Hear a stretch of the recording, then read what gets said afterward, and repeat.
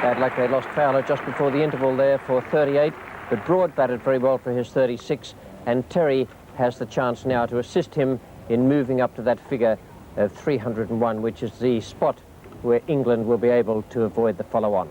We pick up play now with the very first ball after tea. Winston Davis is the bowler, and Paul Terry is taking strike.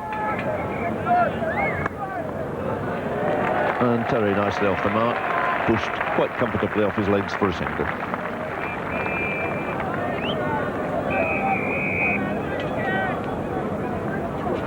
And the final irony is the say of the Manchester weather.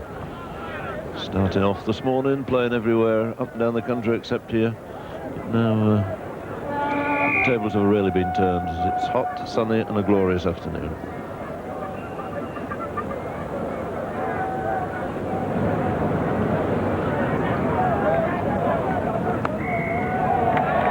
Nudged away very neatly by Terry. They'll come back for two here. And the 100 comes up. So this is an excellent start by England, chasing that very big total of 500. They've gone past three figures just for the loss of Fowler.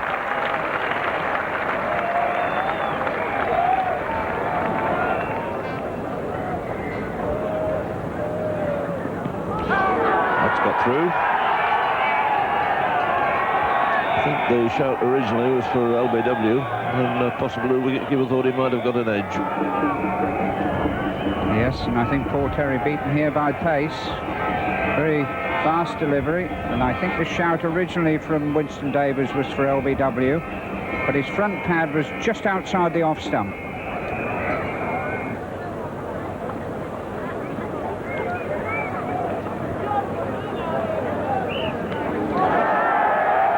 That's going to be sore. And again, looking to get out of the way. That could be a very nasty knock indeed. Around the elbow, might even be on the forearm. No protection there. Could really cause problems. Yes, and I think Paul Terry was expecting this to get up a bit higher. And in fact, it hit him on the forearm, just below the elbow. Oh, what a disappointing end. Paul Terry got a couple of good deliveries at Headingley. Comes in here, it played pretty well, pretty soundly, pretty solidly on a good pitch, and probably has to end for him in this manner.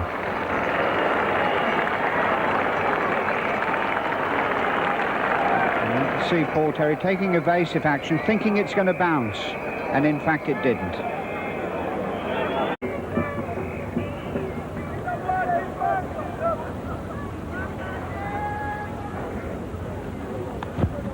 And that'll be very nice. Thank you for Alan Lamb. Takes him now on to 98. Touch of good fortune. And it steered itself just wide of Clive Lloyd.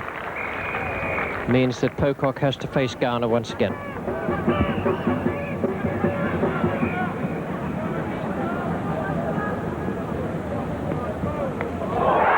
That's comprehensive enough. But Pocock wasn't behind that one. It's one the few he hasn't got behind. It was just a good length delivery.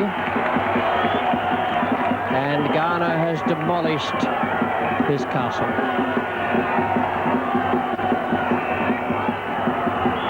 21 runs put on by Lamb and Pocock. Pocock was just there as a passive partner, not worrying about scoring, just trying to stay there with the upper order batsman. He's gone now, and Norman Cowans comes out.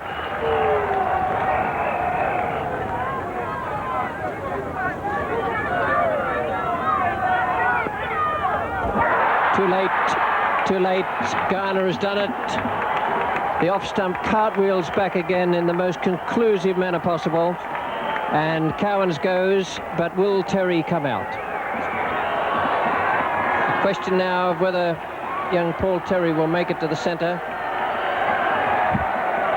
because that is over, and there may be no need at all for Terry to face a ball.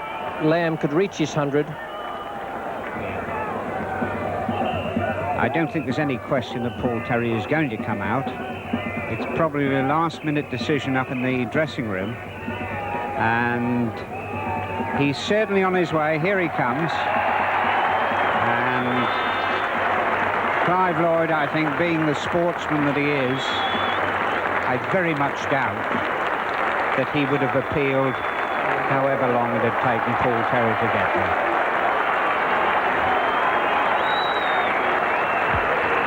High drama and pathos here at Old Trafford. Malcolm Marshall came out to give Larry Gomes the chance of a century at Headingley. Now we may see a different style situation here. Terry will have to bat right hand, the same as Marshall. But if faced with the job, then he might even turn around and play at it as a left-hander. That would be the more sensible thing to do. We'll find it much easier to do that. Anyway, in the meantime, it's going to be Alan Lamb. He's going to face the renewed attack from the Warwick Road end. And it is a change in bowling. Michael Holding is coming back on rather than Eldine Baptiste. Viv Richards is allowing the single, but not the two. Lamb is on 98.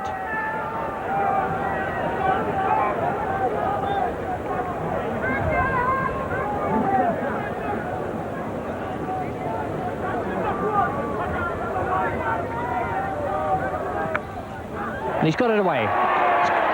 Got to take two, and will do so. 100 to Alan Lamb. He's the first man in the history of Test match cricket to score 3 centuries against the West Indies in a series in this country. Alan Lamb looking at the dressing room, seeing if David Gower is going to call them in or leave Terry to bat. England needing 21 now to save the follow-on. Quite a situation.